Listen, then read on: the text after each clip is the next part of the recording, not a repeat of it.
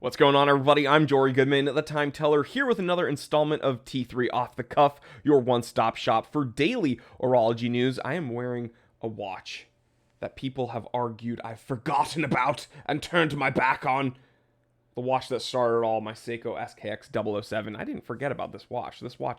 I covet this watch. I defend this watch every day when I yell at Seiko 5 on camera, and I just lambast them for bastardizing this beautiful, beautiful timepiece. Speaking of divers, you see my review yesterday about the Beaufort Sea Trekker. I actually have it here in my hot little hands. This is probably the best microbrand diver at the $500 mark. The camera wants to focus on me, but I want you to see the watch. But if you want to see close-ups in 4K, go ahead and check out Hands On with the best dive watch around $500. It's my latest episode. Well, the episode that you're going to see before this one, hopefully. I'll leave a link in the description below. Just check it out because it's an amazing watch, amazing styling, really affordable, and incredible specs. But we're not talking about any of that today. We're going to be talking about a story that is like the quintessential first world problem.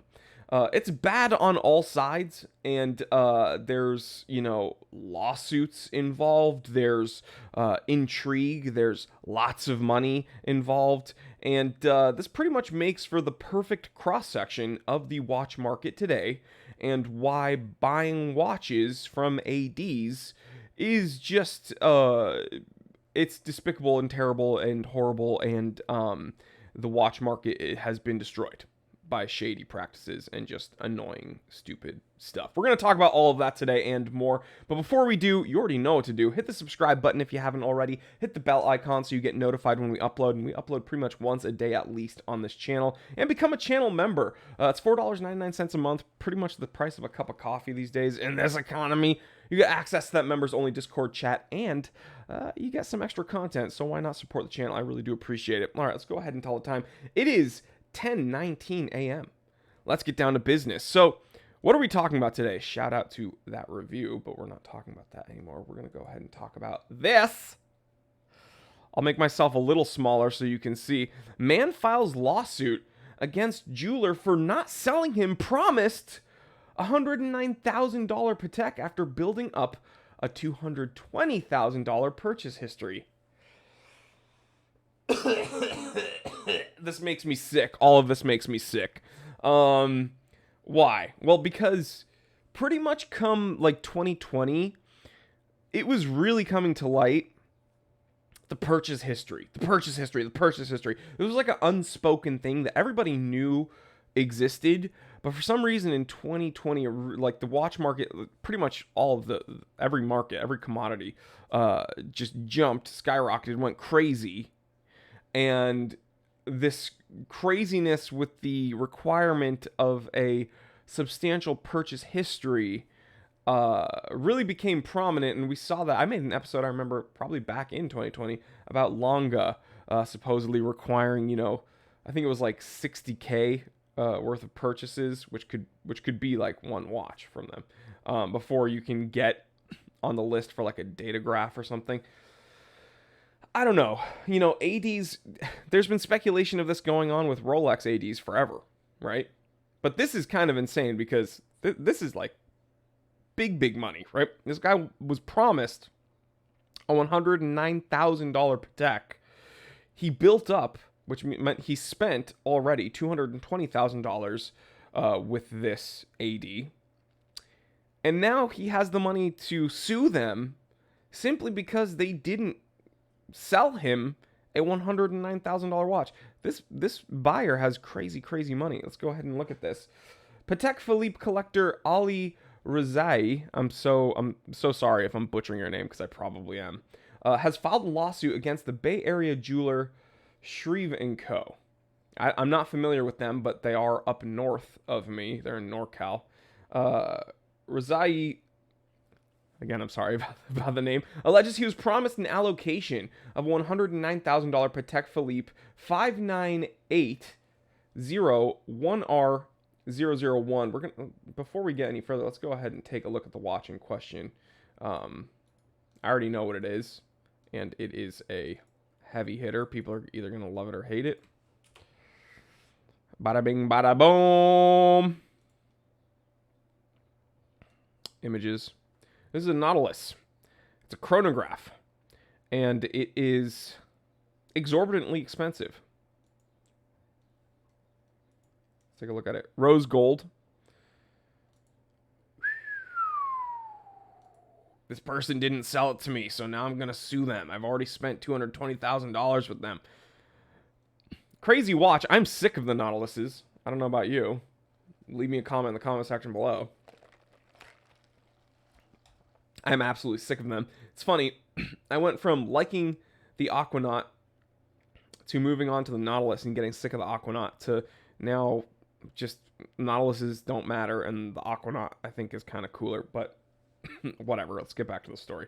After accumulating $220,000 in purchase history, Rizai never received the promised, in quotations, allocation, prompting a filed lawsuit. Shout out to Time and Tide Watches, by the way, for doing this little write-up. When the story surfaced on SiliconValley.com, it was immediately circulated amongst #WatchFam on Instagram. And for good reason. People are sick and tired of enigmatic wait lists and the inability to purchase the watches they want at retail. The unobtainium phenomenon has buyers understandably furious. Love that paragraph intro, because this is literally what I've been rallying against on this channel forever. I'm sick of this. It is so stupid. This the ADs pulling strings to siphon off certain watches and products, even though that they have the ability to acquire more of these from, and even if they don't, even if the argument is, well, you know, Rolex is limiting how much they give to the ADs, or even if it's, well, you know, Patek is limiting how much they give to the ADs. Okay, dude, the wait lists don't have to be that long. The requirement for a substantial purchase history does not need to exist. If you have the product, sell it to the person there that's buying it and has the money to buy it. If you don't have the product, say, okay, we'll call you when one comes in. That's understandable, but it shouldn't be preferential treatment with, oh, you've purchased a ton here, so we're only going to allocate this to you. And then sure enough, I get why Mr. Ali Rizai is frustrated, because he probably thought he was doing the right thing, spending a bleep ton of money at this AD, thinking that he would have gotten preferential treatment, and who knows what was said. Apparently, there was a promise. So is that a verbal agreement? Was anything on paper? I don't know. Apparently, his lawyers think that this is, you know, there's enough meat on those bones to actually bring it to court. We will see. Will a judge hear this? I don't know. Because what was the agreement? And if anything, I think that we should just start suing these ADs for doing the stupid purchase history stuff. I hate it. But who wrote this article? Zach Blas. Shout out to him. I agree with him pretty much about everything he said about the stupid unobtainium. However, that will never stop. All of my ranting, all of my raving, all of my complaining, this will never end, unfortunately. The monster has been, the gremlin has been fed too much, and it's too powerful, and unfortunately, when they find out that they can make money by requiring a substantial purchase history, and then having people literally fight over allocations, why would they backtrack from that? Why would we made so much money? What, we're going to cut that off and leave it on the table? No, they're not going to do that. The story goes that Rizai visited the local Patek Philippe authorized dealer to express an interest in purchasing a highly sought after Patek, that Nautilus, commands a retail price of $108,820. His expression of interest was swiftly rejected. Interesting.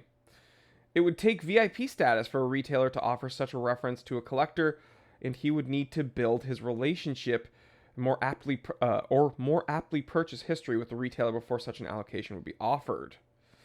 According to the lawsuit filed in San Francisco County Superior Court, Rizai alleges he was told that, quote, that if he built up his purchase history by buying a sufficient amount of other merchandise over time, they would offer the promised watch to him. So, seems like that was a verbal agreement. But I'm not a lawyer. I'm just some freaking idiot that yells at a camera every day. So with his eyes set on getting an allocation, Rosé decided to play ball, purchasing $220,000 worth of goods from Shreve and Co. in the name of getting his promised Nautilus. Now, excuse me, this is insane all around. Why did I say at the beginning this is bad all around? Because, unfortunately, Ali, Mr. Rosé, is somewhat complicit in this, because he chose to play ball with this guy. No one put a gun to his head and said, you better give me $220,000 and maybe I'll give you this other watch. No, he was like, oh, I spend money, I get the watch, I'll spend money and get the watch. But like he should have, I feel like he should have kind of gone into this knowing that ADs are all shady, creepy idiots. I am not an AD. Shout out to me. I am a watch dealer, but I source people watches and I sell my own inventory of vintage watches, sometimes modern watches. But I don't do these things. When someone comes up to me and hits me up on my sourcing service page, I don't say, how much money have you spent with me before I do all this work? How much money? Okay, no, I'm sorry, no, I don't have that luxury, right? If someone's like, yo, find me this watch, I'll pay you. I'm like, okay, right away, boss.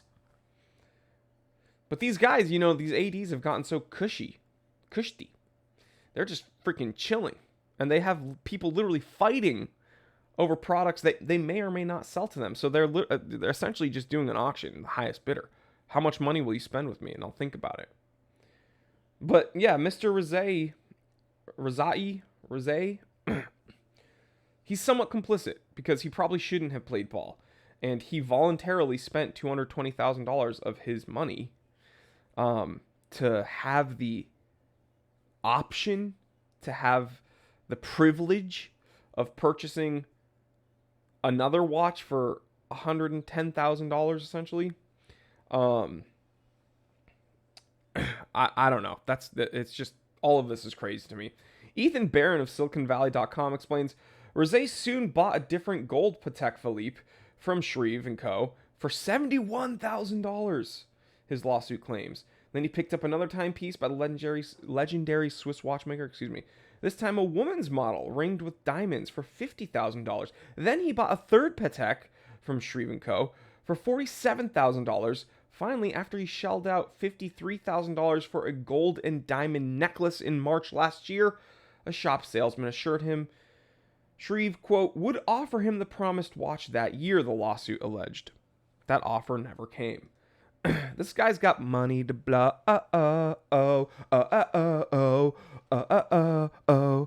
We got money to blow. Shout out to my other Jewish rapper, Drake. Great song, OG Drake. You know what I was listening to? I had a birthday party the other day. And it was karaoke, and I sang Aston Martin music from Rick Ross and Drake. And it just took me back to when I was in college. And, man, that song rules.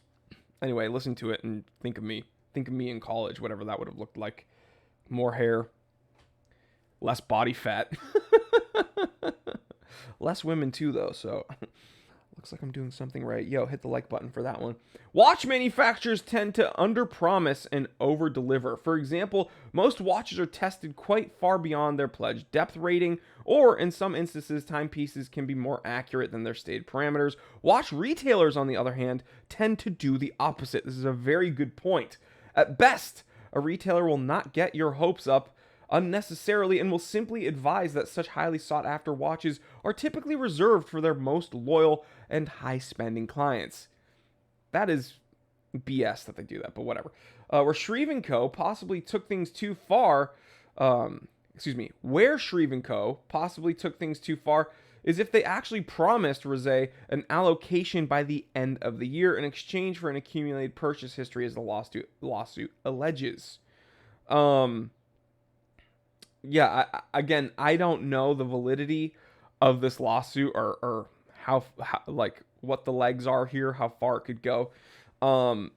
But this guy is very wealthy. I assume that he has access to very good attorneys, and those attorneys are probably looking for a paycheck for sure, but they're also probably, hopefully, thinking that this could go somewhere. And I don't even know what would the damages be, right? Is he going to try to get $220,000 back? Is he going to sue them for the allocation? Like, I don't know what his damages would be, because he voluntarily spent $220,000. So I don't know. This is just an insane story. It's such a first world problem. All that we need to take away from this is that buying something from an AD is not as simple as having the money in your bank account, or having a credit card and walking in, seeing a product and purchasing it. That's not how it is anymore. It used to actually be like that. How crazy is that? Pre 2017, you could kind of do that. Like, you could go to a Rolex AD and you'd see a Smurf, you'd see a Batman or whatever, a Submariner, stainless steel. You'd be able to get one. That's not how it is anymore. And then when we're looking at Patek Philippe, this is just I'm on a new level. This is a very different level. But let me know what you guys think about this. Who's in the right? Who's in the wrong? Any lawyers? I know I do have lawyers in my viewer base. How far will this go? What's the angle here?